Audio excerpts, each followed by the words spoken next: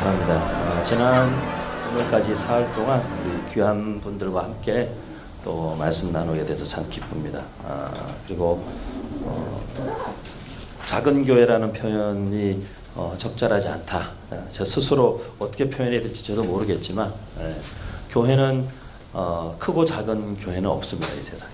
교회는 우리가 그냥 그건 사람들의 시각에서 이야기하는 거죠. 사실 하나님 보시기에 크고 작은 교회는 없습니다. 우리 하나님의 시각에서 볼 때는 다 그냥 교회입니다. 주님의 몸된 교회지 뭐 크고 작다 이런 얘기는 세상에서 하는 얘기죠. 그리고 우리가 편의상 하는 얘기죠. 그래서 여러분들 절대로 우리가 그냥 편하게 그리고 우리 스스로는 겸손하게 저희가 작은 교회들 이렇게 얘기할 수 있지만 여러분 마음에는 그렇게 생각하시면 안 돼요. 여러분 마음에는 우리는 정말 온 우주에 가득 찬 하나님의 영광을 담아내는 그 영광의 그릇이 교회이기 때문에 교회는 크고 작은 게 없습니다. 그릇 중에 큰 그릇이 무조건 좋은 그릇인가요? 아니잖아요. 그죠? 그릇은 크고 작은 것도 있지만 그릇은 귀한 그릇이 있죠. 그죠? 자, 우리 청소년, 청년들이나 이렇게 자녀 교육하고 관계에서 할 때 디모데전서 2장에 있는 말씀. 디모데전서에 보면 그런 말씀이 있어요. 큰 집에는 그릇이 많다. 그릇이 많은데 금그릇도 있고 은그릇도 있고 나무 그릇도 있고 질 그릇도 있다. 그죠? 그런데 그릇이 많은데 주인이 쓰는 그릇은 어떤 그릇이냐? 이제 학생들한테 자주 그렇게 보통 문제를 내면 그 학교 선생님들이 만약에 이런 문제를 내면 애들한테 이제 엄청 욕먹고 이번 수능 시험처럼 이렇게 막 논란이 될 수 있어요. 보통 예문을 줬잖아요. 큰 집에 그릇이 있어요. 자, 1번 금그릇, 2번 은그릇, 3번 나무그릇, 4번 질그릇. 그러면 주인은 어떤 그릇을 쓸까요? 그러면 보통 답은 4개 중에 하나여야죠. 그런데 답은 뭐냐면 답은 깨끗한 그릇이에요. 그죠? 이런 문제 내면 안 되죠. 이런 문제 내면 안 되는데 답은 깨끗한 그릇이에요. 이게 무슨 얘기냐면 하나님의 기준은 다르다는 거예요. 세상은 우리를 이제 금이냐 은이냐 너는 금수저니 은수저니 뭐 흑수저니 이런 얘기죠. 제가 저희 학교 학생들한테 물었어요. 너네는 너희 스스로 생각하기에 무슨 수저라고 생각하냐? 그랬더니만 우리 학생 중에 한 명이 그랬어요. 자기는 확실히 금수저는 아니래요. 자기는 확실하게 금수저는 아니고 그리고 은수저도 자기는 아닌 것 같아요. 은수저도 아닌데 자기는 그렇다고 흑수저는 또 아닌 것 같아요. 자기는 흑수저까지는 아닌데 그럼 너는 뭐냐 그랬더니만 가만 생각하더니만 자기는 돌수저 정도 되는 것 같다고 그래요. 그래서 은수저와 흑수저 사이에 있는 돌수저. 그래서 제가 야 너는 진짜 크게 될 놈이다. 세상이 금수저, 은수저, 흑수저 그럴 때 너는 그 틈을 노릴 줄 아는 창조적인 관점이 있는 애기 때문에 야 너는 앞으로 크게 될 거다 제가 그랬어요. 너는 너만의 길을 갈 수 있어. 그래서 근데 걔는 진짜 자기만의 길을 찾아갔어요. 찾아갔고 이 친구는 음악을 따로 배운 적이 없는데 이렇게 들으면 다 쳐요. 악보를 읽을 줄 모르는데 들으면 그걸 다 이렇게 쳐내요. 칠 줄 아는 친구. 그래서 음악을 공부하기 위해서 지금 이제 준비하고 있는 친구가 있어요. 근데 이제 하나님 쓰시는 그릇은 사실 깨끗한 그릇이다. 교회도 마찬가지입니다. 하나님 보실 때는 하나님의 영광을 담아낼 수 있는 거룩한 그릇으로서의 교회. 그렇기 때문에 교회는 얼마만큼 거룩하냐? 교회는 얼마만큼 깨끗하고 정결한 그릇이냐 그거에 따라서 하나님이 쓰시기에 합당하고 준비된 교회냐 아니냐 그런 것만 있을 수 있지 크고 작은 교회 이런 거 없습니다. 건물이 있고 없는 교회 그런 거 없습니다. 담이 높고 낮은 건 있을 수 있는데요.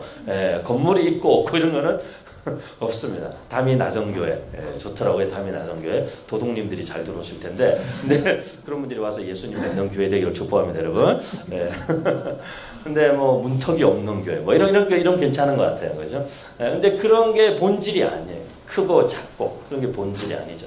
저는 인문학이라는 공부를 하고 성경을 신학을 공부하고 인문학을 공부하면서 얻은 유익이 뭐냐라고 얘기했을 때 한마디로 표현한다면 본질을 보는 안목을 얻은 거예요.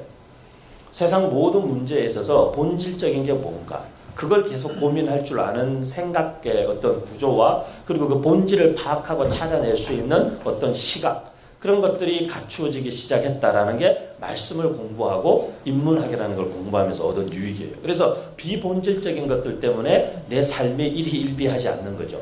하루에도 감정이 막 널뛰기를 하고 이렇게 아침에 기뻤다가 오후에 가라앉았다가 밤에는 뭐 울다가 아침에 또 웃다가 이렇게 그렇게 살지 않는다는 거죠. 왜? 비본질적인 것들에 대해서 연연해 하지 않을 수 있는 그걸 끊어낼 수 있는 힘은 하나님의 말씀에서 오는 거고, 그 기준이 명확하게 세워지고 잡혀지는 데는 말씀과 함께 인생과 역사와 시대를 이해할 수 있는 어떤 안목이 열리면서, 그때부터는 이제 별 의미 없는 것들에 시간을 낭비하고 싶지 않고, 별 의미 없는 것들 때문에 나의 이 아까운 눈물을 흘리고 싶지 않고, 신의 뭐죠? 그 영화 엄청 유행했던 영화 뭐예요? 신과 함께? 네, 거기 보면 그런 얘기 있잖아요. 지나간 뭐 후회에 뭐 너의 새로운 눈물을 흘리지 마라. 뭐 이런 얘기 하잖아요. 걔가 그 대사 하나 그 영화에서 쓸만했던 것 같아요. 그런데 지나간 후회에 너의 새로운 눈물을 흘리지 말라. 그게 맞는 말 아니에요. 그죠? 이미 지나갔고 바꿀 수도 없고 어쩔 수 없는 것들 때문에 지금 나의 이 소중한 눈물을 거기다가 왜 흘리겠어요?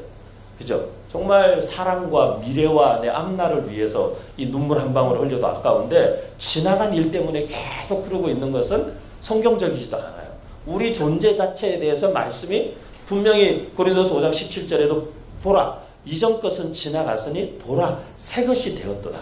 우리가 뉴 크리에이션이 됐다. 너는 이제 과거와는 아무 상관없다. 에베소서도 계속 우리에게 1장, 2장을 지나오면서 1장에서 우리가 얼마나 영광스러운 구원에 동참하게 되었는지를 계속 말씀하시고, 2장에서는 너희가 전에는, 하지만 이제는, 계속 전에는, 이제는 반복해서 계속 말씀하면서 우리가 어떤 존재가 되어졌는가에 대해서 계속해서 우리에게 말씀하시는 거잖아요.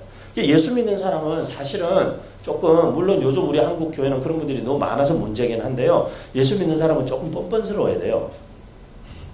근데 그 뻔뻔스러움과 자신감과 당당함의 근거와 뿌리가 어디에 있냐는 거예요. 근자감은 안 돼요. 근거 없는 자신감. 그런 건 안 돼요. 그런 건 안 되는데, 그게 아니라 나의 자신감과 당당함의 뿌리와 근거가 예수 그리스도의 보혈, 예수 그리스도의 이름, 그 구속의 사랑과 은혜에 철저하게 의존해 있고 의지해 있을 때에는 우리의 당당함은 근거가 있는 거예요. 그건 이 세상에 누구도 우리를 정죄할 수 없고, 이 세상에 누구도 그리스도의 십자가를 의지하고 그 십자가 뒤에, 그 십자가 아래에 엎드리고 십자가 뒤에 숨는 사람에게는 하나님의 은혜가 주어지는 거니까요. 근데 우리 시대 한국교회 크리스찬들이 가지고 있는 말도 안 되는 뻔뻔함이라는 것은 은혜를 의지하지도 않는 뻔뻔함이거든요. 양심이 화인을 맞았든지, 양심이 정말 회치를 했든지, 양심이 강팍해져서 굳어졌기 때문에 부끄러움을 느끼지 못하는 거예요. 거기에서부터 오는 뻔뻔함이라는 것은, 그것은 심각한 죄악이죠. 심각한 죄악이죠. 인간은 누구나 연약하고 인간은 누구나 죄 지을 수 있으면, 하지만 그리스도 안에서 우리가 양심이 살아있는 존재는 그것으로 인한 부끄러움과 수치를 아는 사람이죠. 그래서 윤동주는, 만남이라는 책에 나오는 윤동주는 그런 얘기를 하잖아요. 쉽게 쓰여진 시라는 시를 쓰면서 그런 얘기를 하거든요. 거기서 인생이, 사람들에게 인생은 세상에 살기 어렵다는데, 참 인생에 살기 힘들다는데, 이렇게 시가 쉽게 쓰여지는 것은 부끄러운 일이다. 그런 말 하잖아요. 윤동주의 시의 중요한 주제는 부끄러움이었어요. 그리고 그의 그 부끄러움은 어디에서부터 깊은 영향을 받았냐 하면, 사실은 하나님의 말씀, 기독교의 참회와 회개의 진리에서부터 영향을 받은 거예요. 그래서 그는 다 부끄러웠어요. 우물가에서 명동에 가면, 윤동주 시인의 생가 집에 가면 그 옛날에 우물이 있던 자리에 우물을 이렇게 복원해서 만들어놨어요. 지금은 애석하게도 들여다봐도 물은 없는데, 윤동주는 우물을 들여다봐도 우물 속에 비친 자기 모습을 자기 스스로가 보기에도 부끄러운 거예요. 거기서부터 자화상이라는 시가 나오잖아요. 그 십자가, 교회 앞에 세워진 기둥 끝에 매달려 있는 십자가, 하늘을 쳐다봐도 부끄러운 거예요. 그러니까 그는 마음의 그 부끄러움과 갈등을 그렇게 표출하는 거예요. 서시에서도 그렇게 표출하고. 하늘을 우러러 한 점 부끄러움이 없었어요. 하늘을 봐도 부끄럽고, 우물을 봐도 부끄럽고, 십자가를 봐도 부끄럽고, 삶이 부끄러움 투성인 거예요. 시대적 상황과 현실을 보고 자기를 봐도 자기가 너무 부끄럽고. 그런 어떤 의식들, 시를 쓰는 사람이지만 그의 시 세계 속에 나타난 그 근본적인 어떤, 그가 가지고 있는 어떤 감정, 그가 느꼈던 어떤 감정들과 시대를 인식하고 이해하는 것과 그가 썼던 글들과 이 모든 것에 사실 하나님의 말씀이 그 뿌리에 있는 것이죠. 그리고 그런 윤동주가 그런 청년으로 자랄 수 있도록 어려서 그에게 깊은 영향을 주었던 사람이 그의 외삼촌이었던 김야견이라는 규암 김야견 선생. 그분도 이 책에 나오죠. 7번째 인물로 나옵니다. 근데 그 김야견 선생 같은 사람도 마찬가지죠. 맹자를 만독하고 달달 외고 다녔다는 한학자였지만 그가 복음을 결국 받아들이게 되죠. 그리고 장로가 되고 나중에는 나이가 많아 사실은 남들 은퇴할 나이에 평양신학교에서 신학을 공부하고 목회자가 되어서 자기의 고향 땅 만주 용정으로 다시 돌아와 목회를 하고 후학을 양성하고 간도의 대통령이라고 불렸던 거죠. 그리고 하나님 앞에 갔던 사람이죠. 사실 사도행전 13장 36절은 저에게는 인생 구절 같은 한 절이에요. 저는 이 한 절을 대학생 시절에 제 가슴에 확 이 구절이 부딪혀오고 난 이후로 지금까지 제가 이 구절을 붙잡고 살아가고 있는 거예요. 제 인생의 모토가 있습니다. 제 인생의 모토가 저한테 이메일을 받으시면 이메일 뒤에 서명이 따라가는데 그게 그렇게 써져 있습니다. 하나님과 역사 앞에 부끄럽지 않은 삶을 살고 싶다. 한 번 사는 인생, 하나님과 역사 앞에 부끄럽지 않은 삶을 살고 싶다. 그게 제 인생의 모토예요. 연약해서 실수하지 않을 수는 없지만 최소한 부끄러운 줄은 알고 살아야 되겠다. 누구 앞에서? 첫째는 하나님 앞에서, 두 번째는 내가 살아가고 있는 이 시대와 역사 앞에 부끄럽지 않게 그래도 살기 위해서 몸부림을 치러야겠다. 왜? 인생 한 번밖에 살지 못하는 거니까. 오늘 본문에 다윗은 당시에 하나님의 뜻을 따라 섬기다가 잠들었다. 이게 사실 한 사람의 일생을 얘기하는 거예요. 인생 뭐 대단한 것 같아도 사실 인생 별거 없습니다. 한 사람이 이 세상에 한 번 태어나서 한 번 살고 한 번 죽고 끝나는 거예요. 인생. 여기 본문에도 마찬가지. 다윗이라는 한 사람이 당시에 자기 시대에 in his own generation 자기 시대에 the purpose of God 하나님의 뜻을 섬기다가 살다가 죽었다. 그게 한 문장이에요. 인간의 삶이 우리의 인생에 얼마나 많은 일들이 있습니까? 저도 짧은 인생 살았지만 제 인생에 많은 일들이 있었어요. 여기 여러분 60년, 70년 살아오시면서 삶에 얼마나 많은 일들이 있었습니까? 하지만 결국 우리의 인생의 마지막에 가서 남을 거 한 가지는 뭐냐면 그래서 이 주어진 이 인생을 우리가 하나님의 사람이라 이야기하고 우리 스스로를 성도라 이야기하고 우리를 그리스도인이라 부르고 우리가 교회를 섬기는 사람들로서 그리스도의 몸된 교회의 일원으로 교회로 존재했던 우리의 삶이 우리를 지으시고 우리를 부르시고 우리를 구속하시고 우리에게 은혜를 주시고 우리에게 영원한 생명을 주신 그 복음 앞에 그 주님의 부르심 앞에 부끄럽게 살았나 부끄럽지 않게 살았나 결국은 그거죠. 그래서 한 번 사는 인생을 어떻게 하면 하나님의 뜻을 따라 잘 섬기는 인생을 살 것인가. 그걸 교회 버전으로 공동체 버전으로 바꾸면 인생 살면서 많은 교회를 우리가 섬기지만 이 교회 저 교회 떠돌아다녀봐야 결국에는 철새 같은 인생이에요. 한 교회 정하면 그 교회가 그냥 주님 여기서 제가 평생 살다가 여기 그냥 우리 교회처럼 여기서 신앙생활 하다가 여기 옆에서 가게 해주십시오. 뭐 그렇게 그냥 마음을 정하셔야 돼요. 마음을 정하시고 여기 뭐 할인도 해주신대요. 여기 성도들한테 할인도 해주신다고 제가 얘기 들었어요. 근데 우리 목사님이 혹시 그런 광고하면 신뢰가 될까봐 광고를 못 하시겠대요. 제가 대신 해드릴게요. 25% 할인해 주시네요. 여기 성도님들한테. 야, 정말 교회 자리 잘 잡은 것 같아요. 여기서 신앙생활 하다가 옆에서 가시면 되니까 정말 좋은 것 같아요. 그죠? 근데 혹시 뭐 마음 상하신 분 안 계시죠? 근데 그런 것 같아요. 인생 결국 그거 아닙니까? 근데 그렇게 가고 말 인생인데 이 인생 어떻게 살 거냐는 거야, 하나님 앞에서. 우리 청년들, 청소년들 고민하는 거에 되게 복잡한 고민 같지만 사실 그렇게 복잡하지 않아요. 결국 이 아이들이 고민하는 건 뭐냐면 이 한 번밖에 못 사는데 내 인생을 도대체 내가 어떻게 살아야 되지? 제가 청년들을 20년 넘게 가르쳤어요. 대학에서도 가르쳤고 그리고 교회에서도 20년 넘게 가르쳤어요. 제가 한동대학교에서도 크리스천 리더십도 가르치고 학생들에게 비전과 진로 탐색, 신입생들 예비대학도 몇 년을 강의하고 청년들, 대학생들 오래 가르쳤어요. 그리고 성경도 가르치지만 바깥에서 청년들에게 인문학도 많이 가르치고 역사도 가르치고 많은 것들을 가르쳐요. 그런데 제가 가르쳐 보면 이제 청년들이 고민이 많은데 결국에 고민은 이렇게 압축해 보면 되게 단순한 고민들을 갖고 있어요. 나는 도대체 뭘 하고 살아야 되지? 그리고 나는 누구하고 살아야 되지? 그리고 나는 도대체 왜 살지? 그거예요, 그거. 왜 사는 거지, 나는 도대체? 이 힘든 세상을 왜 계속 살아야 되는 거지? 미래도 보이지 않는데 나는 무엇 때문에 계속 사는 걸까? 그 왜? Why? 가장 근원적이고 본질적인 문제에 대한 질문이에요. 그런데 세상은 그런 근원적이고 본질적인 질문을 고민하고 생각할 시간을 주질 않아요. 왜? 하나 끝나면 하나 끝나면 하나 계속 풀어나가야 될 인생의 문제가 시시각각 다가오니까요. 하여간 초등학교 졸업하면 중학교 들어가자부터 대입 스트레스 받고 말이에요.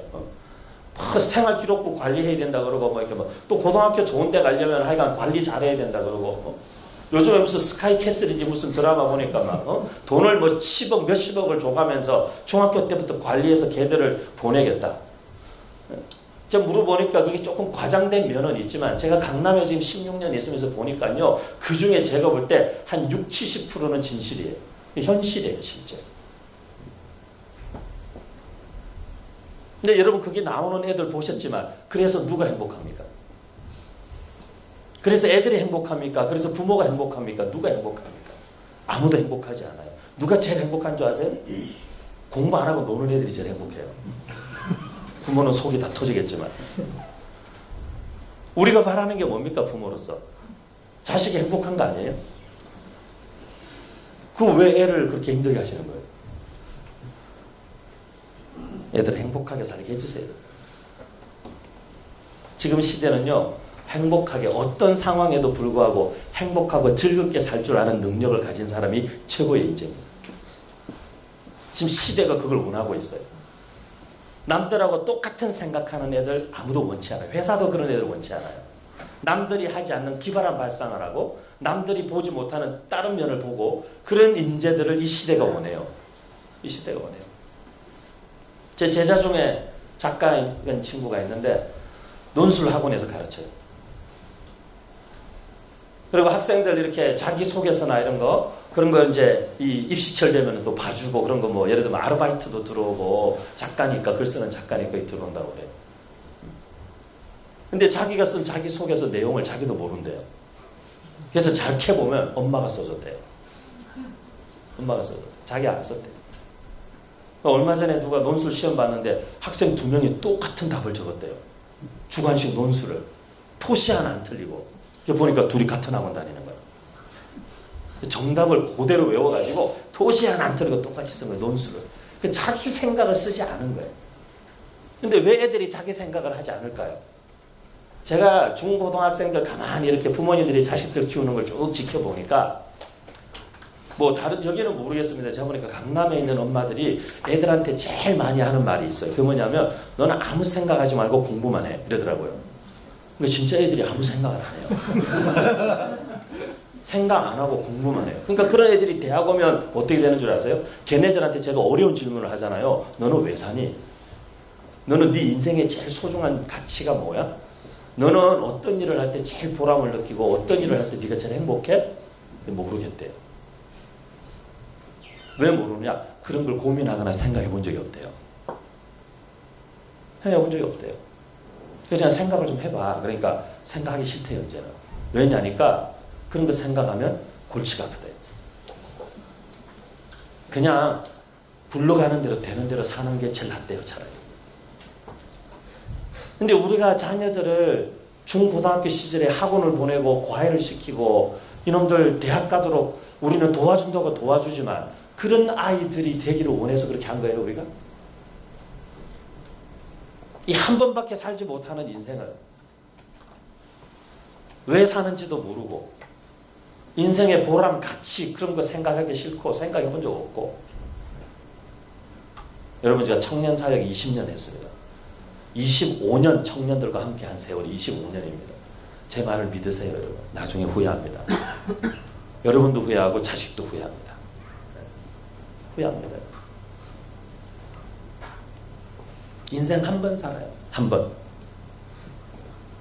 교회도 이 시대에 교회 하나 세워져서 교회가 일어서기까지 저도 개척해서 올해가 9년째.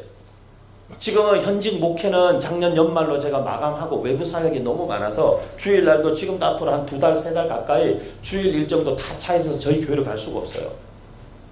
그래서 제가 교회 목회를 하는 동안에는 한 달에 한 번 정도 빠졌는데 지금은 어떻게 할 수가 없어요. 그래서 제가 지난 연말에 재작년, 그러니까 2017년도 벌써 1년이 지났으니까 19년도니까 2017년도에 제가 아주 아끼는 후배 목사님하고 교회를 둘이 합쳤어요. 두 교회를 합쳐서 제가 제 후배 목사님을 담임 목회자로 세우고 저는 목회 은퇴했어요. 48에 은퇴했어요. 대단한 능력이지 않습니까?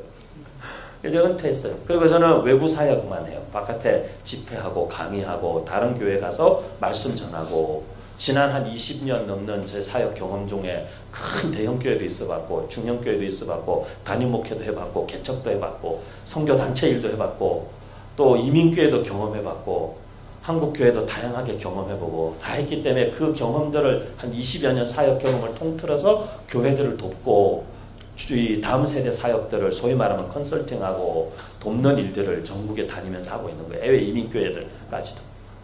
그런 일에 제가 그냥 완전히 다 헌신했어요. 그래서 누군가 교회를 돕고 목사님들을 돕는 사역을 누군가 해야 되겠구나.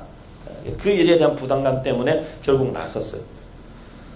근데 교회가 그렇지만 제가 개척해서 지난 8년여 시간을 오고 목사의 아들로 태어나서 교회에서 자라면서 제가 본 게 뭐냐면 교회 하나가 개척되고 세워지기까지 말로 다 할 수 없는 말로 다 할 수 없는 목회자들의 그리고 목회자들 가족의 희생과 헌신뿐만 아니라 그 교회를 함께 개척하기로 그 위대한 하나님 나라의 모험의 여정에 동참하기로 했던 성도들의 눈물과 희생과 헌신과 수고가 사실은 이 교회에 묻어 있는 거예요. 교회에 묻어 있는 거예요. 개척이라는 게 말같이 쉽습니까? 솔직히 말해서. 지금 시대에 교회가 개척돼서 100개가 개척되면 90개, 95개가 앞으로 3년, 5년 안에 문을 다 닫는다 그래요. 우리 목사님들도 노회 가보시면 알겠지만 저도 한때는 노회라는 데 몸을 담았었어요.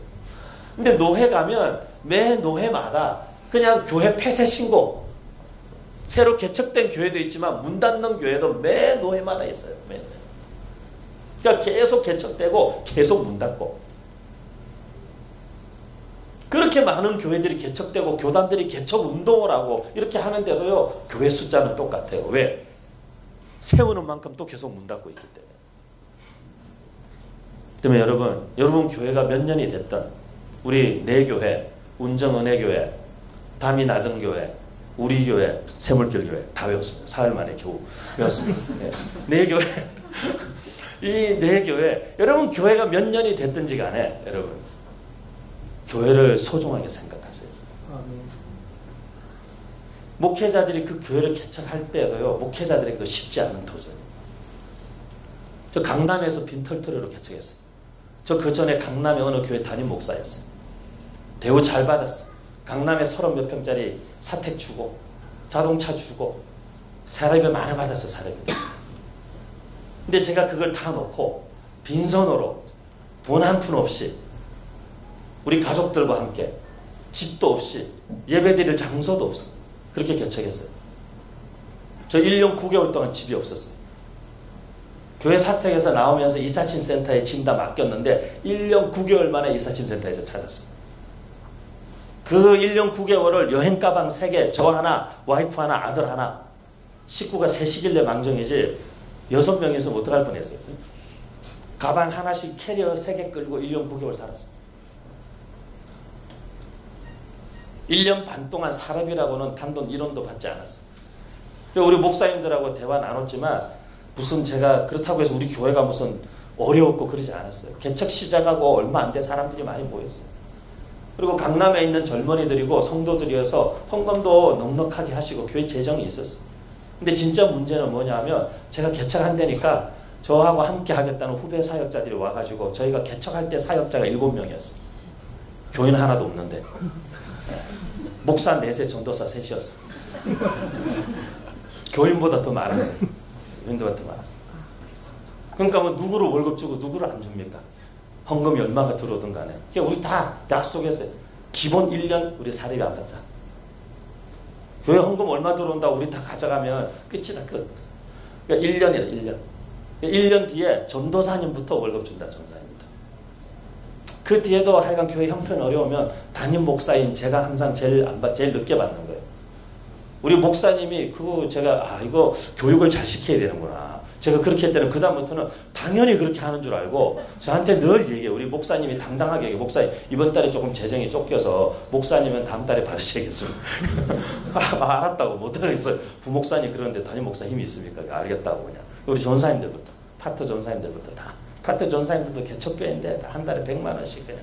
그리고 학기마다 학비도 전액은 못 줘도 반액이라도 다 지원해드리고 어쨌든 최선을 다했어요. 저희 와이프 강남 토박이에요. 이런 고생 해본 적 없어요. 저희 처가가 삼성동인데 저희 와이프 이런 고생 해본 적 없어요. 제가 개척한다 그럴 때 담임 목회하다가 그게 당신한테 잘 맞는 것 같아요. 그리고 선뜻 개척하는 걸 동의해 줬어요. 근데 저희 와이프하고 저하고 이렇게 연결해 준 그 이전에 섬기던 어느 큰 교회 장로님이 계시는데 장로님 부부하고 같이 식사하는데 제가 장로님한테 제가 그랬어요. 저희 와이프가 첫마디에 제가 개척하겠다니까 오케이 했다고 그랬더니만 그게 뭔지 잘 몰라서 그런다고. 맞아요. 그게 뭔지 잘 몰랐던 것 같아요. 이 사람이. 개척이 뭔지 개척하면 어떤 삶이 눈앞에 펼쳐질지 모르니까 동의했다는 거예요. 근데 뭐 인생 다 그런 거 아닙니까 여러분? 우리가 인생 뭐 알고 사는 거 있습니까? 모르니까 살았죠. 제가 청년들한테 특강할 때 무슨 하나님의 뜻을 알고 싶어요. 뭐 이런 거 청년들이 많이 여러분도 궁금하시죠? 하나님의 뜻 아는 거 이런 거. 하나님의 뜻을 알면 그냥 걱정 안 하고 살 수 있을 것 같잖아. 왜? 하나님의 뜻이 뭔지 확실히 알면 그냥 그거 하면 되니까 얼마나 좋아요. 근데 하나님의 뜻을 아는 거 쉽지 않거든요. 인터넷에 하나님의 뜻을 아는 것에 대해서 검색하시면 제가 CGN TV에 강의했던 동영상이 있는데요. 한번 청년들이나 청소년들 한번 다 들어보세요. 근데 하나님의 뜻이라는 거요. 제가 거기서는 그 얘기는 안 했어요. 뭐 20분짜리 동영상이니까 긴 얘기 할 수 없어요. 근데 제가 얘기해 볼게요, 여러분. 자, 미리 알면 우리 진짜 할 수 있을까요? 제가 볼 때 인간이 살면서 겪을 수 있고 경험할 수 있는 가장 큰 고통이 있다면 자기가 어느 날 어느 시에 어떻게 죽을 것인지를 아는 게 제일 힘들 것 같아요. 그러지 않겠어요 여러분? 그죠? 차라리 모르고 가는 게 낫지. 저는 제가 볼 때 하나님이시자 인간이셨던 예수님에게 어쩌면 가장 큰 고통과 두려움은 그거였을 것 같아요.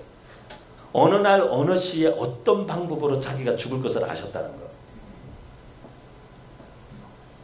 근데 그게 우리한테 쉬운 일일까요? 저는요, 인간이 자기의 인생의 앞날과 미래를 알면 하루도 살 수 없다고 생각해요. 하나님 우리에게 어느 만큼 알게 하고 어느 만큼 보여주시느냐? 우리가 감당할 수 있을 만큼만 보여주시는 거예요. 왜? 그 이상 알면 지레 겁먹어서 도망갈 인간들이지 우리가.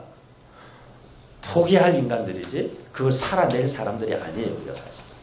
우리에겐 그럴 만한 용기나 힘이나 능력이 없어요. 우리.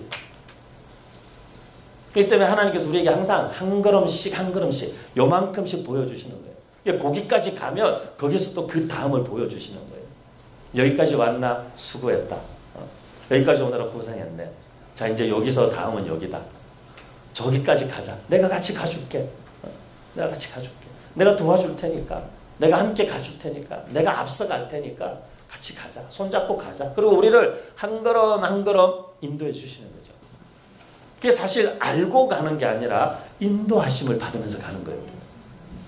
그리고 그 인도하심을 받는 데에는 그분과의 친밀한 관계가 필요한 거예요. 친밀한 관계가. 부부가 오래 살면요.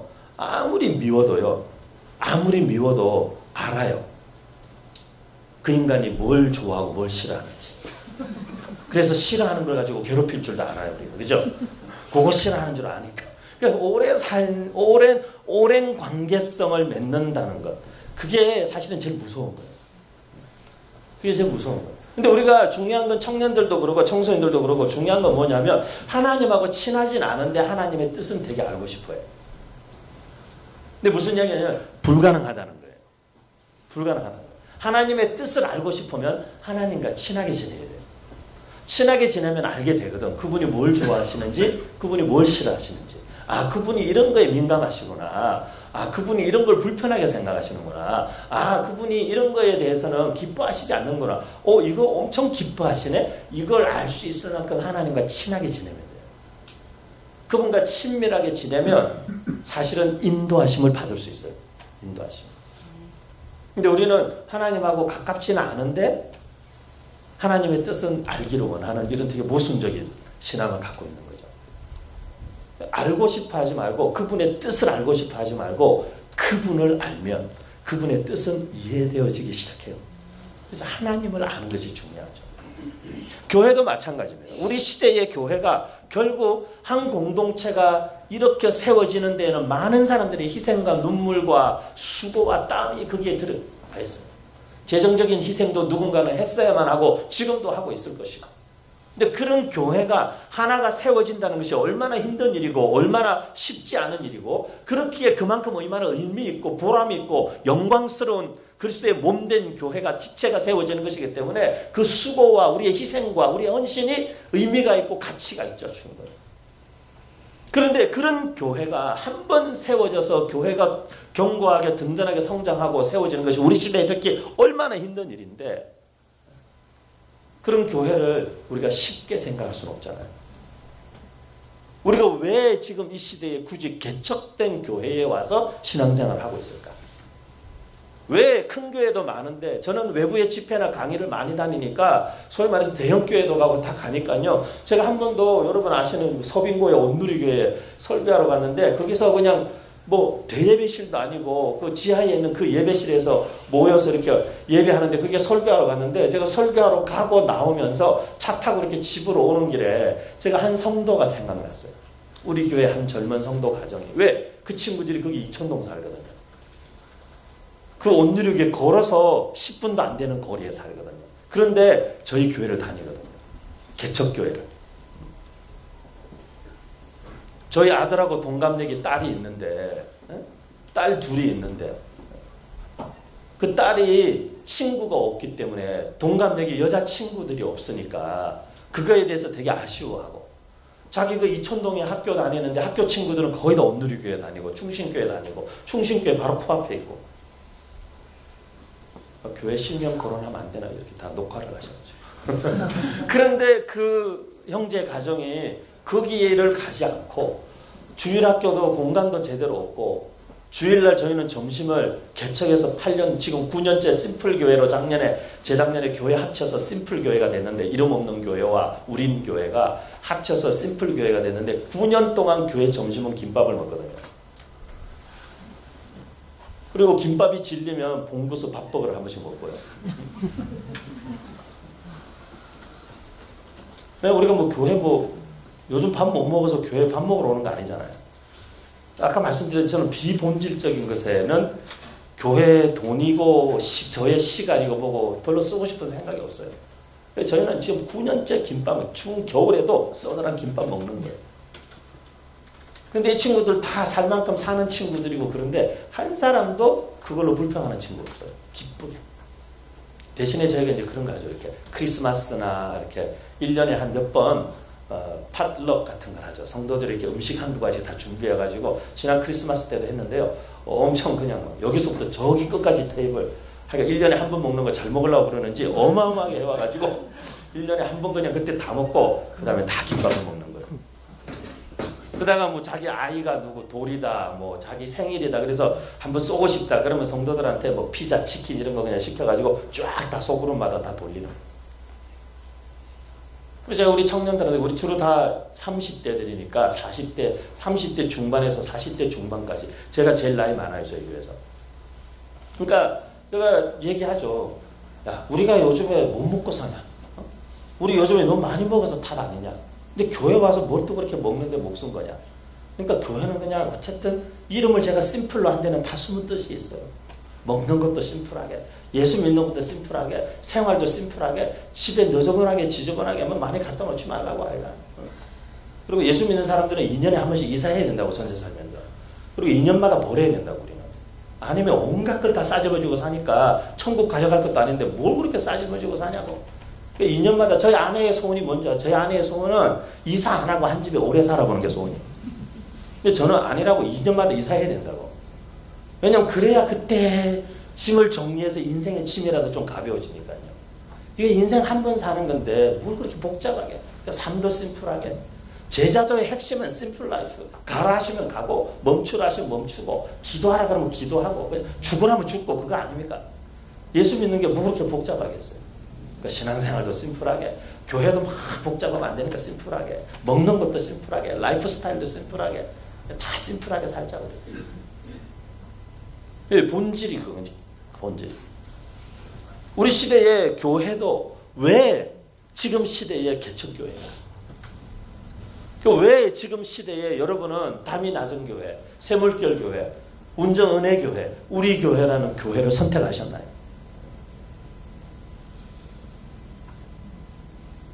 거기에 어떤 뜻이 있길래 그리고 그 뜻을 쫓아 모였으면 우리는 그 뜻, 우리 시대에 한 번 사는 인생을 작은 공동체지만 이 공동체에 내가 함께 하기로 뜻을 가지고 마음을 정했고 여기에 왔으면 그 뜻이 이루어지기까지 우리에게 필요한 것은 인내가 필요한 거예요. 인내가 필요한 거예요. 다른 게 필요하지 않아요. 인내가 필요한 거예요. 그러니까 여러분 버텨야 됩니다. 제가 볼 때 앞으로는요. 작은 교회뿐만 아니라 큰 교회들도 버텨야 되는 시대가 왔어요. 한국에. 버텨야 되는 시대가. 이 강팍한 시대에 교회가 생존할 수 있는 길, 성도가 살아남을 수 있는 길, 하나님의 은혜를 붙잡고 버티는 것밖에 없어요. 내 숨이 다하는 그날까지, 주님이 오시는 그날까지 우리 버텨야 됩니다. 그 버티는 데에 하나님의 은혜가 필요해요. 그래서 우리가 부흥회도 하는 거고, 그래서 우리가 기도도 하는 거고, 그래서 우리가 하나님의 뜻을 찾고 그렇게 하는 거죠. 우리 사랑하는 귀한 내 교회, 담이 낮은 교회, 운정은혜 교회, 우리 교회, 새물결 교회. 여러분 잘 버티시기를 축복합니다. 진짜 주님의 은혜 구하면서 정말 여러분 우리 공동체를 부르시고 세우신 그 아버지의 뜻이 이 시대 가운데 우리 교회를 통해서 드러나고 이루어지기까지 버티시는 여러분 되기를 축복합니다. 버티는 거는요 생존하고 어쩔 수 없어서 하고 그런 뜻이 아니에요. 버티는 데는요 이유가 있고 가치가 있기 때문에 놓지 않고 버티는 거예요. 둘 중에 하나예요, 여러분. 어쩔 수 없으니까 하든지 뜻이 있고 이유가 있고 가치 있다고 생각하기 때문에 어려운데도 버티든지. 저는 우리 그리스도인들의 삶은 후자여야 된다고 믿습니다. 하나님께서 제가 첫날 말씀드렸듯이 교회는 주님께서 직접 명하시고 세우신 기관이고 그분이 직접 머리 되시고 그분이 직접 인도하시고 성령께서 주관하고 주장하시는 이게 영적인 유기체 같은 공동체이기 때문에 주님으로부터 분리될 수 없는 공동체이기 때문에 교회의 생명력은 사실 우리에게 달려있지 않아요. 교회의 생명력은 그 안에 있는 예수 그리스도, 그 안에 살아 역사하시는 예수 그리스도, 그분이 계시는 교회는 그게 생명력이 있는 거예요. 지금 우리 시대에는 큰 교회, 작은 교회가 아니라 살아있는 교회, 죽어있는 교회가 있어요. 여러분 솔직히 말씀드려서 큰 교회 시설 좋죠. 아까도 말씀드렸죠. 갈 때마다 공간 넉넉하고요. 그 많은 시설들, 서점, 카페, 주일학교 부서마다 다 예배실, 사무실, 소그룹실, 주차장 너무 좋죠. 그런데 왜 굳이 그런 교회를 마다하고 개척교회냐는 거죠. 왜? 목사님들은 왜 그런 선택을 했으며 여러분은 왜 그런 선택을 했냐는 거예요. 그게 무슨 이유가 있을 거 아니에요. 큰 교회에 상처받아서? 그러면 안 돼요, 여러분. 뭐든지 무슨 이유가 부정적인 것에서부터 출발하면 반드시 나중에 부정적인 열매를 낳아요.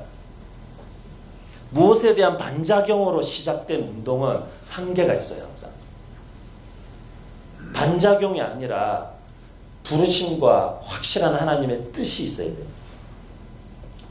그래서 저는 사실 개척교회 하면서도요, 사람들은 배가 불러서 그런다 그러는데, 평상시에도 제가 늘 배가 불러 있습니다만은, 저는 이렇게 오는 사람 안 반기고 가는 사람 안 잡고, 제 목회하면서 원칙이 그거였어요. 오는 사람 안 반겨요. 저희는 새가족부, 새가족 사회 이런 건 해본 적이 없어요. 누가 저희 교회 왔다고 해도 저 예배 끝나고 가서 인사도 안 해요. 아는 척도 안 합니다. 누가 봐도. 그리고 한 2달, 석 달 지나면 자기들이 궁금해가지고 와서 물어봐요. 근데 이 교회는 등록을 막 어떻게 해야 돼요? 그렇게 물어보면 그제서야 누가 얘기해 줍니다. 아, 등록하시면 그냥 이거 쓰면 된다고. 그래, 등록 원서 한 장 이렇게 줍니다. 등록하라고 하지도 않고요. 반기지도 않고요. 근데 저의 의도는 뭐냐면, 제가 그런 얘기 많이 들어서 목사가 인정물이 없다, 이런 얘기 많이 들었어요. 목사가 그렇게 새 가족한테 관심도 안 가져준다. 제가 좀 싫어합니다. 관심종자 이런 거 되게 싫어합니다. 우리가 다 성인들 아닙니까? 우리가 다 구원받은 하나님의 사람들 아닙니까?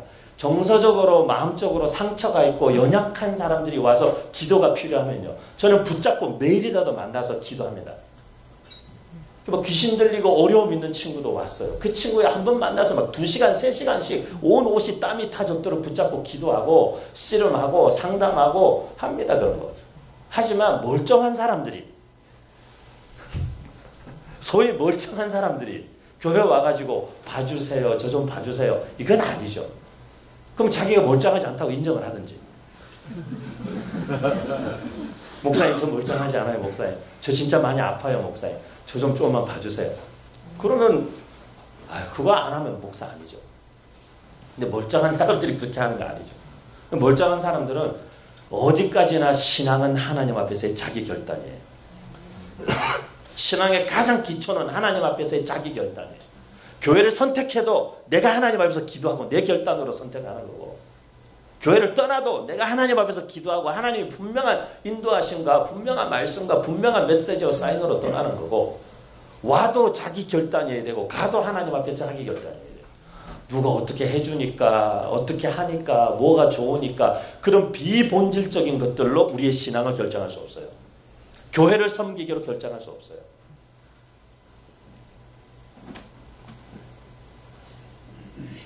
우리 시대에 왜 여러분, 저는 여러분께 질문하고 있는 거예요. 우리가 왜 굳이 개척교회에, 앞으로는요 신앙을 지키기가 더 힘든 시대가 옵니다. 제가 왜 다음 세대 사역에 거의 목숨을 걸다시피 하고 다음 세대 살리기 위해서 전국을, 해외를, 전 세계를 나름 돌아다니고 왜 그렇게 뛰어다니는 줄 아세요? 솔직히 말해서 제가 볼 때요, 저희 자녀 세대는 지금 저희보다 훨씬 더 어려운 상황에서 신앙생활을 하게 될 거예요. 믿음을 지키기가 정말 어려운 시대를 맞이할 거예요, 우리 자녀들이. 근데 그들이 믿음을 끝까지 지킬 수 있을까? 그래서 세상을 바꾸고 싶은지 모르겠어요. 하지만 세상을 바꾼다는 게 거의 불가능하다는 거 알아요. 방법은 하나밖에 없어요. 아까 말씀드린 대로 얘가 주님 앞에 가는 날까지 버틸 수 있는 힘을 심어주는 거예요. 그거밖에 없어요.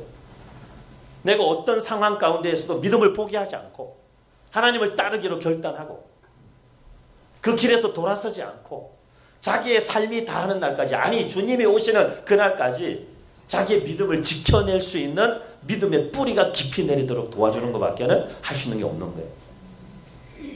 그리고 제가 눈 감고 주님 불러서 갈 때는 주님께 그 자식을 맡기고 가는 거죠. 제가 어떻게 하겠어요?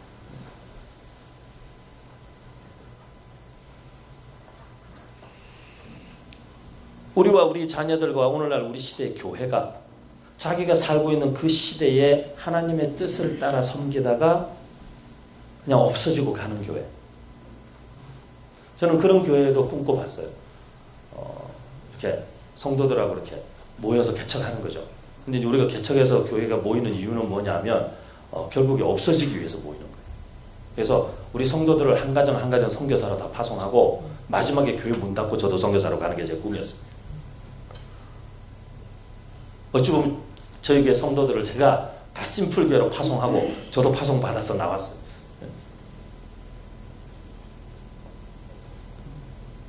그리고 저는 교회가 뭐 영원히 하여간 주님 오실 때까지 우리 교회가 계속 있어야 된다, 저는 그렇게 생각하지 않아요.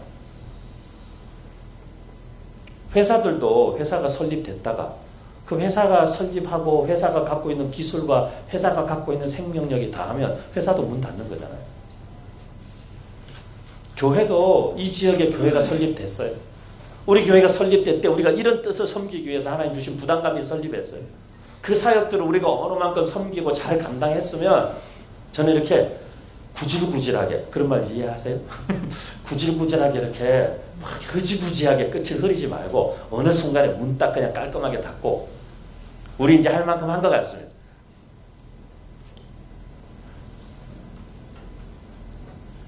그런 분들이, 그런 교회들이 오히려 오래 가요. 언제든지 문 닫을 각오돼 있는 사람들. 그 늘 배수진이잖아요. 그런 교회가 살아요, 또 보면. 중요한 건 뭐예요? 닫고 열고 그런 게 중요한 게 아니에요. 중요한 건 이 시대에 우리가 왜 존재하냐. 그거죠. 이 시대. 어제 다음 세대에 대한 말씀을 좀 많이 드렸어요. 제가 볼 때는 지금 이 시대 교회들이 직면해 있는 굉장히 중요한 문제 중에 하나가 통일 문제예요. 통일 문제. 여러분 여기 지금 코앞에 계시잖아요. 이제 일산에 여러 교회 집회 많이 왔었어요. 큰 교회들도 집회 오고 많이 왔었는데요. 일산에 올 때마다 제가 이렇게 툭툭 이렇게 말씀드려 보니까 막 옛날에 북에서 막 전쟁 난다 그러고 막 핵 쏜다 그러고 이러는데도 아무도 걱정 안 하시는 것 같더라고요. 제일 가까운 데 계신 분들이. 저는 여러분보다 한 1시간 밑에 있거든요.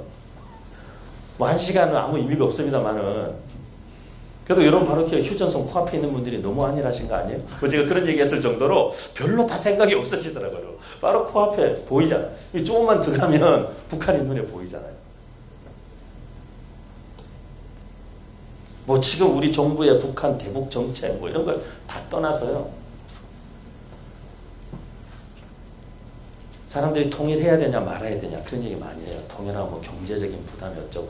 근데 교회는 적어도 그런 얘기 하면 안 돼요. 이 시대의 교회도, 이 시대의 성도도, 이 시대의 청년도, 이 시대의 여러분 자녀들도 한 번 사는 인생을 이렇게 왔다 갔다 갈짓자로 걸으면서 어쩔 줄 몰라하는 인생을 살지 않으려면 무조건 하나님과의 깊은 친밀함 속에 하나님의 마음을 헤아리고 하나님의 뜻을 분별하는 것을 훈련해야 하고, 두 번째는 그 하나님의 마음과 하나님의 시각으로 우리가 살고 있는 이 시대를 이해하고 이 시대를 하나님의 말씀으로 해석해낼 수 있는 그런 해석적 능력이 있어야 되고, 그걸 갖추기 위해서는 역사와 철학과 인문학이라는 걸 공부 안 할 수가 없어요. 성경도 성경을 온전히 이해하려면 역사를 이해해야 되고 배경의 문화를 이해해야 되고 그 언어를 이해해야 되잖아요.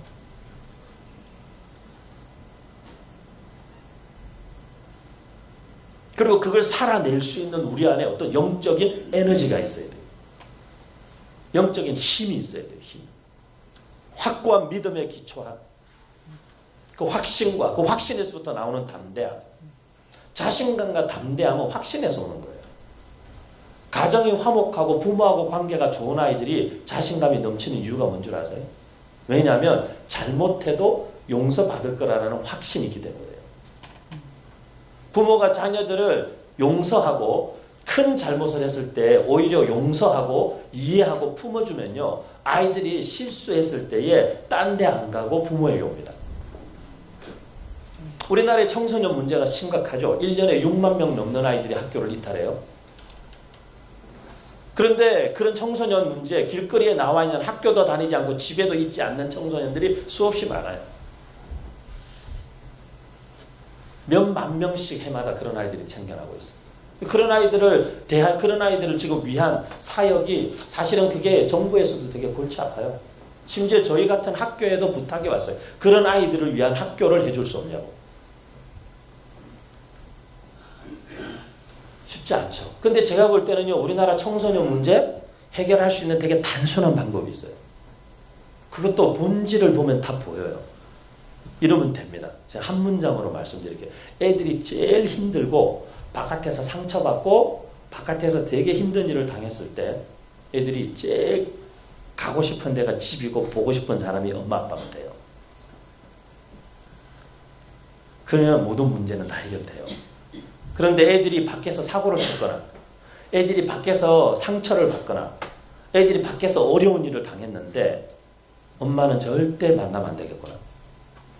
엄마가 알면 날 죽일 거야. 뭐 이런 생각을 하면 그래서 그걸 숨기고 엄마한테 얘기 안 하고 친구에게 찾아가기 시작하면 거기서부터 문제가 생기는 거예요. 비슷한 놈들이 무슨 상담을 해주겠어요, 여러분? 다 그 수준의 코칭을 하는 거죠. 야, 이런 날은 PC방 가는 거야. 집에 가지 마. 이렇게 되는 거죠, 이제. 오늘은 집에 가지 마라. 찜질방 가자, 찜질방. 제일 보고 싶은 사람 엄마, 아빠 힘들 때. 사고 쳤을 때. 저도 사고 많이 쳤어요. 중고등학교 때 사고 엄청 쳤어요. 고등학생 때는 무면허로 남의 차를 사고 내서 반토막을 냈어요. 차가 반토막 났어요. 그때 당시 돈으로 80년대 후반에 그때 당시 돈으로 350만 원인가 벌었어요. 저희 아버지 사례비 몇 달 사례비였던 것 같아요. 근데 제가 사고 쳤는데 저희 선배 차를 무면허로 끌고 나가가지고 차를 반토막 냈어요. 두 동강 났어요. 지게차가 확 끌고 왔죠. 앞에서부터 찔러서요. 뒤에까지 잘라가지고 지게차가 사고 냈어요. 그래서 제가 아버지한테 찾아가서 얘기했어요. 무릎 꿇고. 아버지, 제가 차를 반토막 냈습니다. 무면허입니다. 저희 선배도 자기 차도 아니고 빌려온 차입니다. 350만 원 수입. 아버지가 근데 제가 감사한 거는요. 저희 아버지가 그러셨어요. 제가 그 얘기하자 가만히 눈 감고 이렇게 듣고 계시다가 아버지가 이미 벌어진 일을 어떻게 하겠노? 수리비 물어줄 테니까 대신 다시는 면허 딸 때까지 운전하지 마라. 그게 다였어요. 이제 그 약속을 안 지켰죠, 물론. 안 지켰죠. 그 뒤에도 또 한 번 사고 냈어요, 물론. 근데 저는 제가 그랬던 것 같아요. 용서라는 것을 저는 아버지를 통해서 배웠던 것 같아요. 저희 아버지가 무서운 분이었어요. 굉장히 엄격했어요. 어릴 때 뭘 잘못하면 항상 매를 맞았어요. 매를 맞지 않고 넘어간 적이 없어요. 뭘 잘못했을 때. 굉장히 엄하고 무서운 분이었어요. 아버지에 대한 두려움이 있었어요.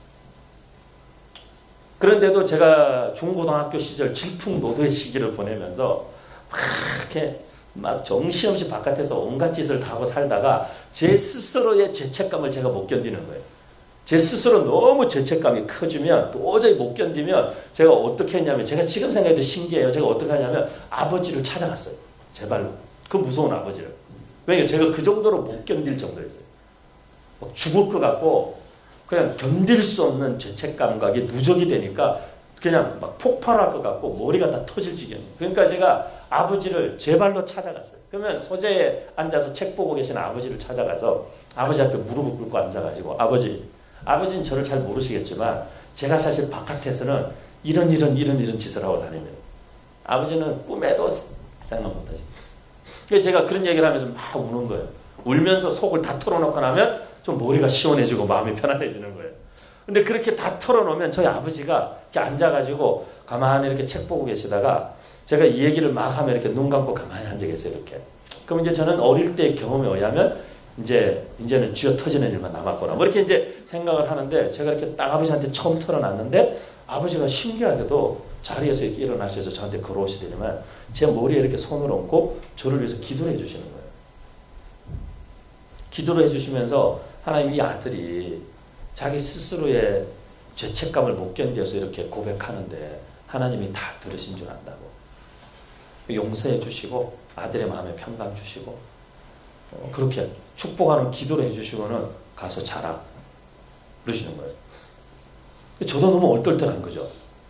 이거 조 터져야 되는데 왜 이렇게 잘 넘어가지? 그러고 이제 방에 와서 이제 이렇게 편안하게 잠을 자는 거죠. 근데 제가 보니까 제가 티네이저 시절에 아버지에게 그렇게 한 2번 정도 찾아갔던 것 같아요. 근데 제가 마음에 왜 무슨 생각이 있었냐면 아버지한테 솔직하게 이야기하면 우리 아버지가 그걸 용서한다라는 것에 대한 확신이 있었던 거예요.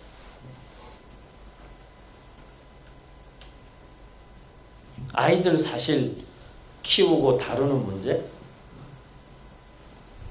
제가 볼 때는 하나님께서 우리를 똑같이 그렇게 저는 대하신다고 봐요.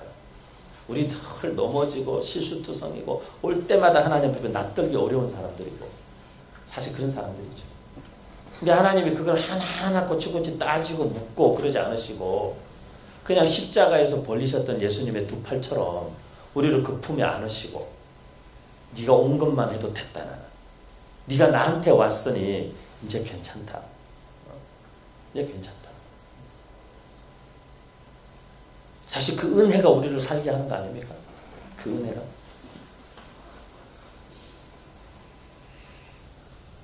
저는 우리 이 다음 세대, 이 자녀 세대들이 사실은 교회를 통해서 그런 하나님의 용납과 용서와 사랑의 은혜를 경험한다면 저는 아이들이 교회 떠나지 않을 것 같아요. 제가 볼 때 지금 우리 시대에 교회가 해야 되는 굉장히 중요한 사명과 역할, 많은 것들이 있겠지만 이 다음 세대들의 마음 가운데 예수 그리스도의 복음과 그 십자가의 은혜가 얼마나 크고 깊고 놀랍고 넓은지에 대해서 알게 해주는 것이 너무너무 중요한 시대에 왔어요. 제가 8년 전에 교회를 개척하기 전에 담임 목회를 하다가 교회를 개척하기 위해서 그 교회를 떠났어요. 사임하고 성도들하고 눈물의 이별을 하고 떠났어요. 떠났는데 제가 떠나니까 교회 성도님들이 제가 개척하기 위해서 떠난다니까 막 따라 나오셨어요. 저희 아내하고 함께 기도하다가 이거는 우리가 섬기던 교회에 대해서 할 수 있는 일이 아닌 것 같다. 그래서 저희가 어느 날 그 교회를 나오신 분들을 어느 식당을 큰 걸 하나 빌려가지고 다 불러 모았어요. 나오신 분들 다 모이라고. 그래서 주일날 낮 시간에 식당을 통째로 빌려가지고 청년들하고 그 성도들하고 많이 모셔서 그 식당 전체를 다 빌렸어요. 그래서 거기서 예배를 드렸어요. 주일 낮 예배를. 낮 예배를 드리고 그 식당에서 다 같이 점심을 먹었어요. 근데 제가 설교했어요. 여러분, 저는 그 다음날 월요일날 저는 가족들하고 떠납니다. 비행기표 다 끊었고 저희는 가족들하고 떠나는데 예정은 4개월인데 저는 하나님께 다 열어놓고 떠납니다. 그래서 세계 곳곳을 돌아다니다가 여기다 그러면 저는 거기서 살 거라고. 그리고 거기서 교회를 세우고 거기서 말씀 전하고 저는 선교사면 선교사, 이민 목회면 이민 목회 하나님께 열어놓고 내일 떠난다고. 그러니까 저를 보지 마시고 저를 기다리지 마시고 다 교회로 가시라고 했어요. 그리고는 저희 가족이 인사하고 그 다음날 가방 싸들고 떠났어요. 그리고 4개월 동안 돌아오지 않았습니다. 4개월 동안 세계 곳곳을 다녔어요. 선교사님들 만나고 선교지를 방문하고 이민교회를 방문하고 설교도 하고 집회도 하고 앞으로 목회를 어떻게 할 것인가에 대해서 하나님께 묻고 기도하면서 4개월을 계속 다녔어요. 갔다 왔더니만 빚만 남았어요. 빚지고 집도 없고 예배드릴 장소도 없고 그렇게 지냈어요. 저희 아들이 한국 돌아오기 일주일 정도 남았는데요. 차 타고 이렇게 미국에서 마지막으로 시애틀에서 밴쿠버로 이렇게 올라가는데 밴쿠버에서 차를 놓고 비행기 타고 이제 인천으로 돌아오면 우리 4개월 여정이 끝나는 거예요. 그래서 밴쿠버 올라가는데 저희 애가 그때 6살이었어요. 6살짜리 꼬맹이가 뒤에 혼자 앉아있다가 그러는 거예요. 엄마 아빠 자기 하고 싶은 얘기가 있대요. 그래서 뭐니? 그랬더니만 걔가 그러는 거예요. 우리가 집도 없고 돈도 없고 교회도 없잖아요. 그러는 거예요. 6살짜리가. 그래서 그래 없지 우리 다 없어. 집도 없고 돈도 없고 교회도 없어. 근데 우리 아들이 그 다음에 모르거든요. 근데 하나님이 자기한테 말씀하셨다는 거예요. 하나님 자기한테 말씀하셨는데 우리 가족이 매일 저녁마다 함께 손잡고 기도하면 하나님 한국 가면 집도 주시고 교회도 주시고 돈도 주신다고 그랬다는 거예요. 우리가 어린아이들의 믿음을 무시하면 안 되거든요. 조용히 해만 이렇게 하면 안 되거든요. 그래서 그날 저녁부터 우리가 같이 기도하기 시작했어요. 한국 가기 일주일 남았는데 매일 저녁 둘러 앉아서 손잡고 기도하기 시작했어요. 물론 기도 시작하면 얘는 자죠. 지는 자요. 기도 시작하고 지는 자요. 엄마하고 아빠 둘이 결국 기도시키는 거예요. 근데 엄마가 아빠 기도하는데 하나님 우리 한국 가고 그래서 돈 주세요. 집 주세요. 그런 기도가 안 나오는 거예요.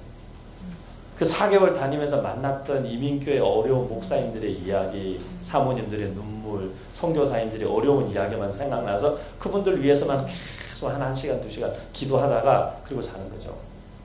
그리고 한국 왔어요. 빚지고 시작했고 집 없이 시작했고 예배드릴 장소도 없이 시작했지만 우리 아들 말대로 하나님 다 주셨어요. 지금도 저희가 강남에 살고 있는 집은 어떤 분이 그 집에 몇 억 보증금을 아무 이자도 없이 조건도 없이 그냥 넣어주셔서 그냥 살고 있는 거예요. 저희 돈으로 집을 얻을 수 있는 상황이 형편이 안 돼요. 예배드릴 장소도 하나님 열어주셔서 또 그냥 비용도 없이 그냥 시작하게 됐어요. 갖고 있던 빚도 돌아온 지 한 달 만에 하나님이 1,000만 원 넘는 빚을 또 다 갚아주셨어요. 여러 사람들의 손길을 제가 도와달라는 얘기도 안 했는데도 하나님이 다양한 길을 통해서 다 갚으시고 다 해결하시고 다 인도해 주셨어요. 알 수가 없죠.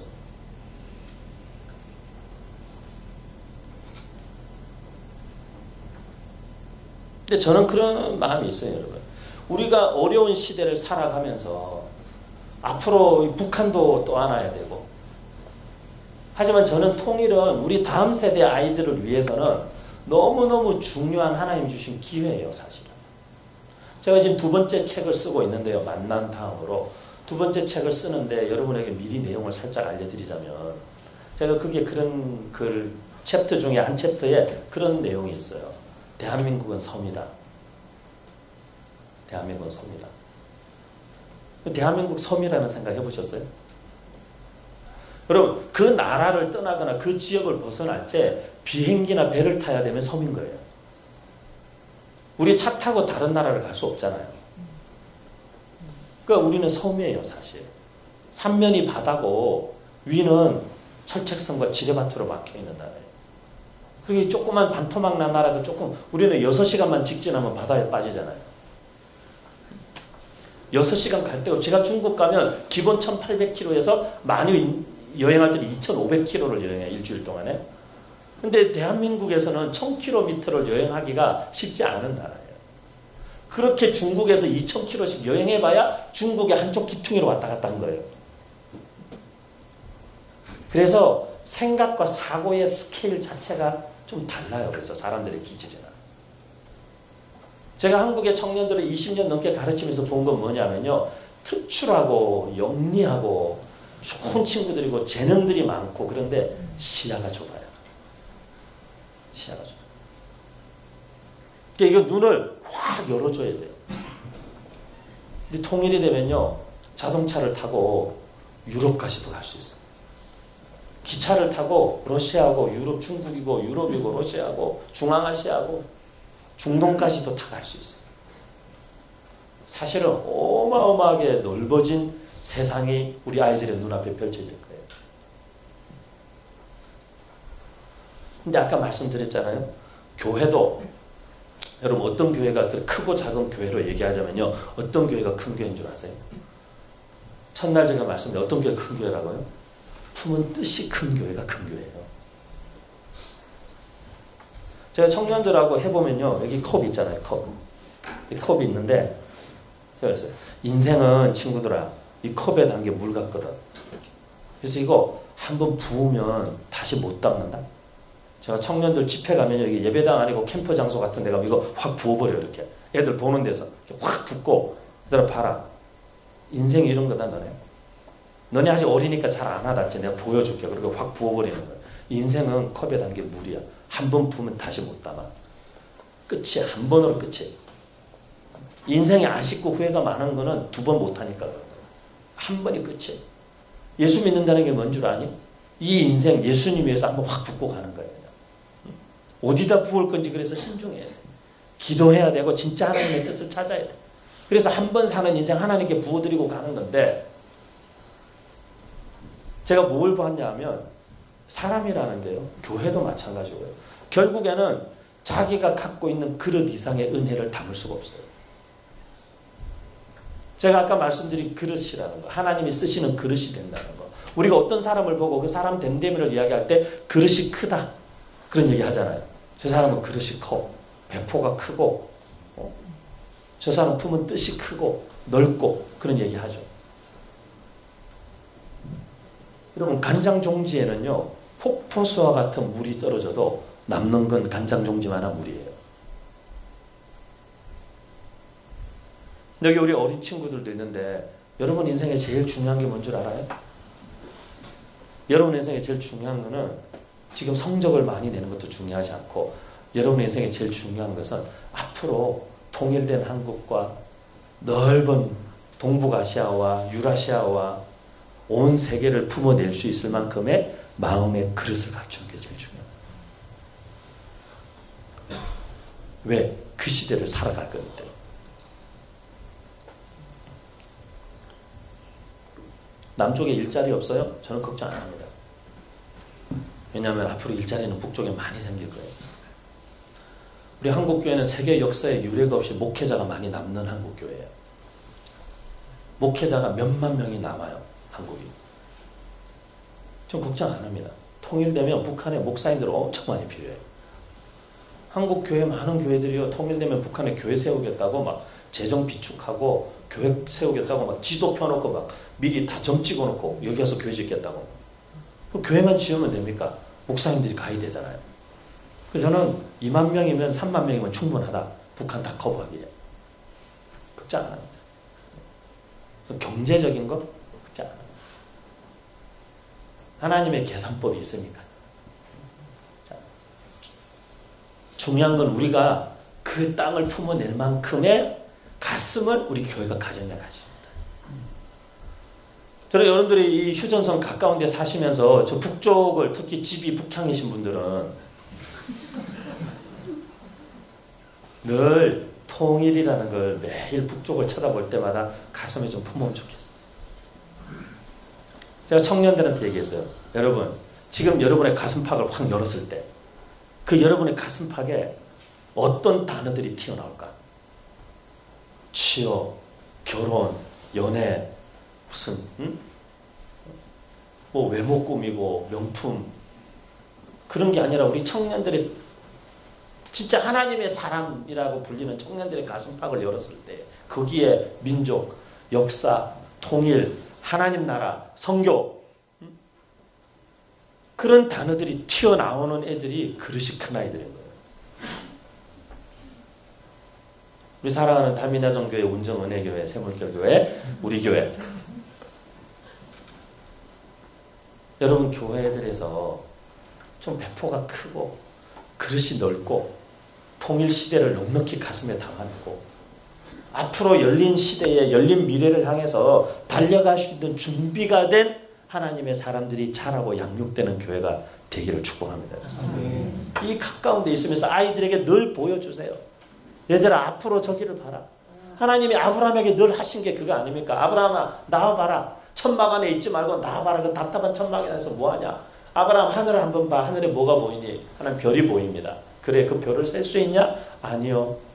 앞으로 너의 후손들이 그 별과 같이 많아질 거다. 아브라함아 텐트 안에 있지 말고 나와봐라. 나와봐라.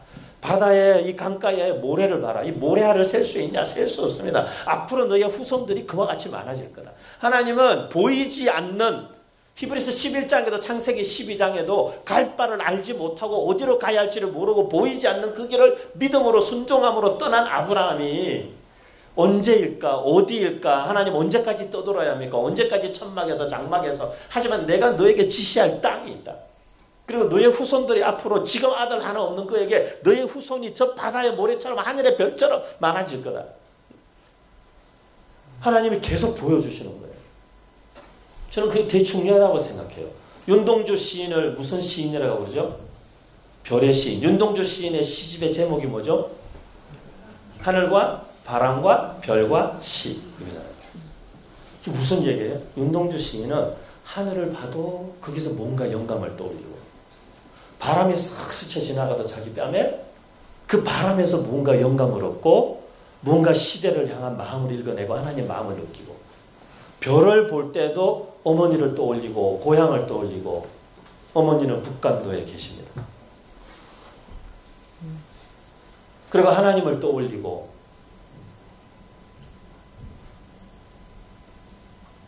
그죠?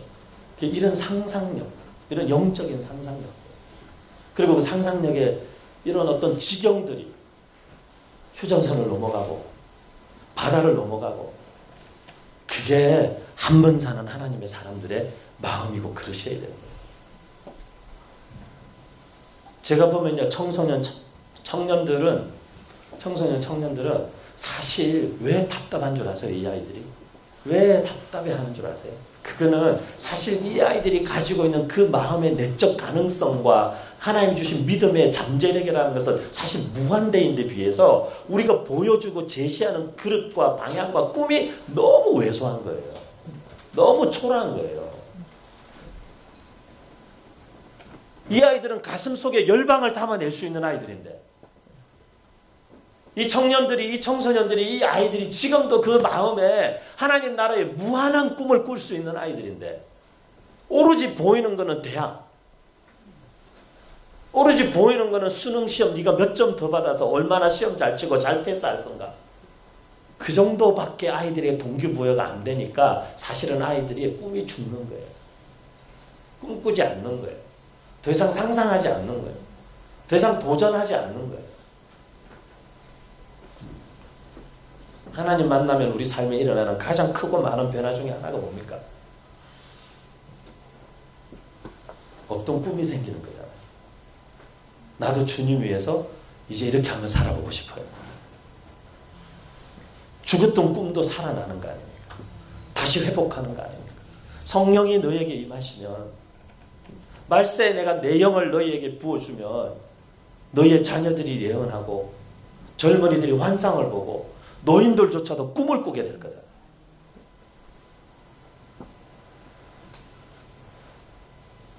제가 볼 때 지금 우리 시대의 교회들도 가장 큰 문제는요, 너무 현실에 갇혀서 꿈꾸지 않는 거예요. 더 이상. 꿈이 없는 인생은 살아있어도 살아있는 게 아니죠. 사랑하는 우리 다미나전교회, 운정은혜 교회, 새물결 교회, 우리 교회, 귀한 성도님 여러분, 저는 2019년도에 여러분이 이 휴전선 가까운 데서 언젠가 우리가 누군가 갈 수 있게 되면 내가 제일 먼저 가야지, 그런 꿈을 꿀 수 있는 교회가 되기를 축복합니다. 저 땅에 누군가가 예수 그리스도 이름으로 무언가를 심어야 한다면 우리 교회가 작은 거라도 하나 먼저 심어야지. 그런 꿈을 꿀 수 있는 교회가 되기를 바랍니다. 우리 자녀들 중에 누군가가 앞으로 통일된 한국에, 저 북쪽 땅에, 저는 저희 교회 성도들한테 이미 시작부터 선포했어요. 여러분 통일되면 나는 신의주 가서 교회 개척합니다. 저를 따라오든지 서울에 남든지 여러분 선택입니다. 그래서 저는 북에 있는 제 친구들한테 이미 부탁했어요. 낮은 선봉이랑 신의주에 앞으로 열리면 들어가서 교회하고 중국으로 뻗어나가고 러시아로 뻗어나갈 수 있는 선교의 기지를 할 수 있는 땅 좀 사자, 땅 좀. 저는 돈이 없는데 주변에 있는 분들 주머니 다 털어가지고 양쪽 도시에다 한 1000평씩 땅 사놓으려고요. 혹시 동참하실 분? 네. 동참하실 교회, 제가 보니까 아직 땅값이 쌉니다. 네. 지금 사야 됩니다. 제가 보니까. 이 동네도 땅값이 들썩들썩 다 했잖아요, 벌써. 근데 여기다가 하면 안 되고요. 우리는 더 멀리 봐야 됩니다. 예수 믿는 사람. 아이들의 꿈의 숨통을 틔워주세요. 여러분 교회에 꿈의 숨통이 트이게 하세요. 우리가 언제 현실 보고 살았습니까? 우리가 언제 땅 보고 살았습니까? 우리는 하늘 보고 살고 우리는 꿈꾸고 사는 거죠. 이 땅에 두 종류의 민족이 있었어요. 유목민이 있고 농경민족이 있었어요. 농경민족은 늘 땅을 보고 살았어요. 왜? 농사지어서 거기 땅에서 뭐가 나와야 되니까. 유목민족은 늘 하늘 보고 사는 거예요. 하늘. 그리고 집을 짓지 않아요.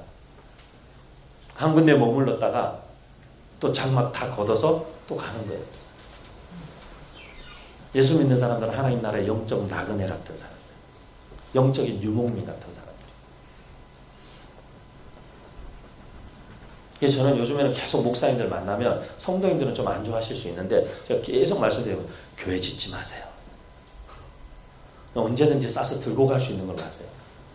컨테이너로 하든지 그래가지고 이사 가야 되면 컨테이너 떠서 그냥 가지고 갈 수 있는 교회를 하시라고. 제가 볼 때는 이제 집도 그렇게 해요. 제가 미국 가서 제일 처음 되게 충격받았던 게 이사 가는데 집을 싣고 가는 거예요.